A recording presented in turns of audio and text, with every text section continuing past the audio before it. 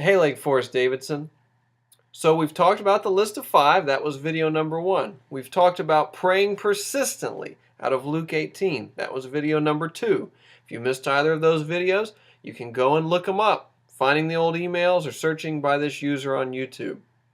Today I want to talk to you about 1 Thessalonians 5:17.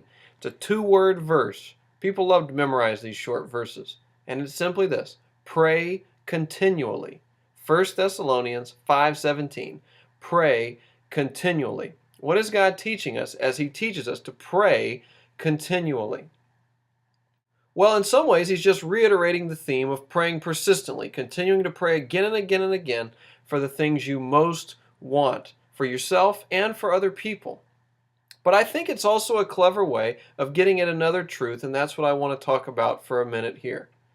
It's getting at the truth of acting out our prayers, praying continually, letting our prayers move beyond simply being our quiet time with God into the way that we live our lives. In other words, praying continually includes living a life that lines up with what we're asking God for. When I was a little kiddo, I had this phase where I'd pray every night for people who had been bitten by snakes. I don't know how I got in this phase. I may have played Oregon Trail too much. I may have seen a special on TV. But I was praying for people who had been bitten by snakes. Now, I never went to the hospital to visit a person bitten by a snake, never gave money to the International Snakebite Society. For some reason, I just wanted to pray for that.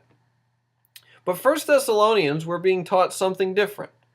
We're being taught to pray continually, to take what it is that we're praying for and to let that drive how we live.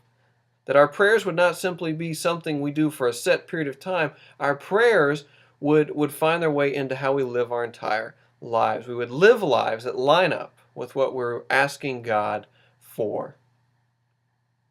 So think about your list of 5 and think about what you're praying persistently for those people on that list. And my encouragement, my challenge to you this week is this: live a life that lines up with what you're asking God for. Pray continually. My guess is that it will involve somehow loving or serving the people who are on that list of 5, finding a way to do something kind or merciful to reach out to them.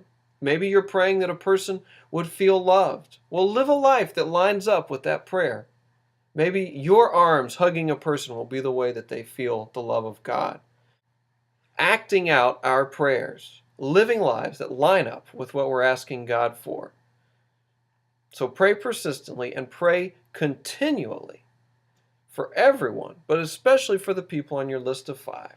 I look forward to seeing you in video number 4 as we continue to get on the same page as we move into a very exciting year number 2 here at Lake Forest Davidson.